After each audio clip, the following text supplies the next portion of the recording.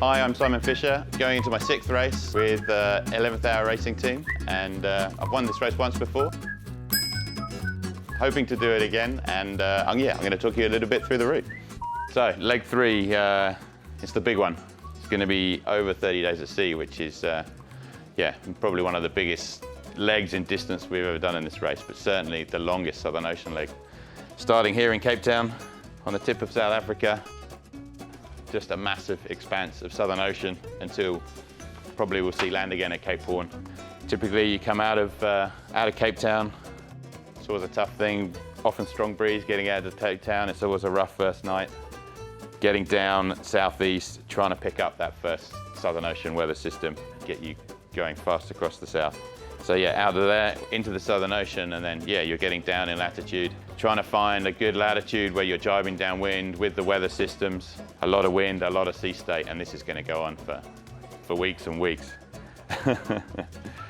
Around the bottom of the planet, we've got the ice. We have the ice very well forecast now, which is good because it means we won't see it. But what it does do is it creates a boundary on the bottom that we can't cross. It's an exclusion zone, it's a hard line, and race control keep that updated. Sometimes that makes things a little bit more complicated because when the weather wants us right down on that line, the gains would be right on that line. We end up jibing down this line, and you might end up jibing every couple of hours. You're in this massive expanse of ocean, middle of nowhere, challenging sailing, and we'll all be very relieved.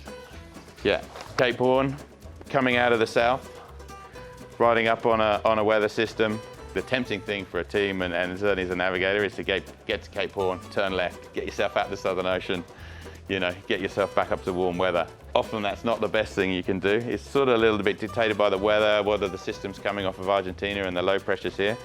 Are we going to come tight in at Cape Horn? Are we going to go through the Straits of Le Maire that are through here, which we could have big calms in here, you get big katabatic winds.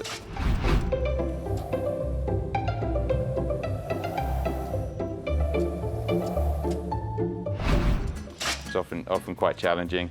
Up past the Falkland Islands, you go around the Horn, and then it's, you have a great time at the Horn, you have a little drink, a little celebrate. It's always something very special as a sailor. You can see a lot of strong weather. I was unlucky enough to break the mast just 90 miles east of the Falkland Islands last race, but lucky in some ways we had enough diesel to motor into Stanley and then sort the boat out. Coming up through the South Atlantic, we can get some big low pressures coming off of the Argentinian coast. I think in the 14-15 race is probably where we saw the most wind on the whole of the race course. Really, really strong low, over 50 knots of wind speed as we went up through. So even though we were sort of safely out the Southern Ocean, you can't really let your guard down. And then pushing up, weather gets warmer, jackets come off, t-shirts come out. The winds get lighter as you get up towards Itajaí. There's typically a lot of compression at the finish, so again, another race that always comes down to the wire with people chasing you up from behind. Definitely a big challenge, but I think once we're here, we're safely around Cape Horn. Boat's in one piece, and the weather's getting warmer. We're going to be very grateful that we're near the finish. So where do we go next?